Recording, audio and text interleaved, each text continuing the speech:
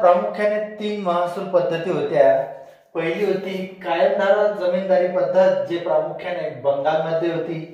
दुसरी होती महालवारी पद्धत, जी होती मध्य प्रांतामध्ये आग्रा साइड, आणि तिसरी होती रयतवारी, मुंबई आणि मद्रास प्रांतामध्ये। ठीक आहे, तर आता सुरुवात करूया कायमधारा जमीनदारी पद्धतीपासून। याची सुरुवात लॉर्ड कॉर्नवॉलिसने सुरू केलेली होती। 1792 ते 93 चा कालखंड होता 1700चा।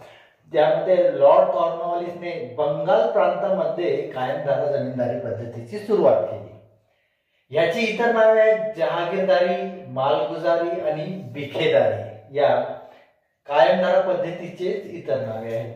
शासनाचा हिस्सा कायम स्वरूपात निश्चित केला होता की याचं नाव होतं कायमधारा। तर शासनाचा हिस्सा शेतसारा म्हणून किती राहणार हा निश्चित केला गेलेला होता।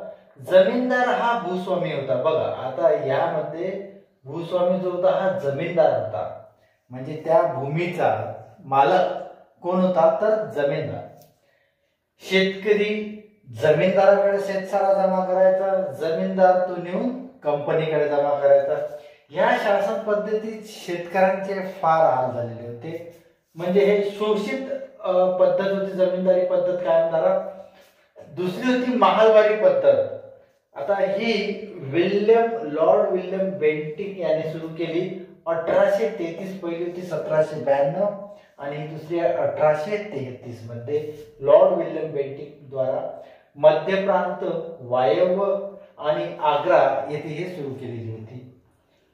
भूमिकर शेतकऱ्यांकडून नाही तर संपूर्ण गावाकडून, म्हणजे ग्रामकडून, महालाकडून, ठीक आहे, याच्याकडून हा जमा केला जात होते, म्हणून याला महालवारी म्हणते।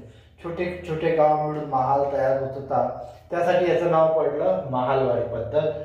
कोण्या एका इंडिव्हिज्युअल शेतकऱ्यावर शेतसारा हा आकारलेला नसून पूर्ण गावावर किंवा महालावर होता।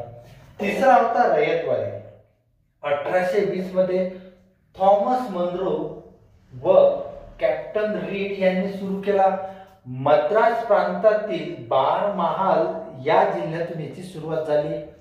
मुंबई प्रांतात सुद्धा रयतवारी पद्धतच होती, आणि विशेषतः या पद्धतीची अशी होती की यात शेतकरी हा भूस्वामी होता, ठीक आहे, आणि जमीनदार व मध्यस्थींचे उच्चाटन झालेले होते।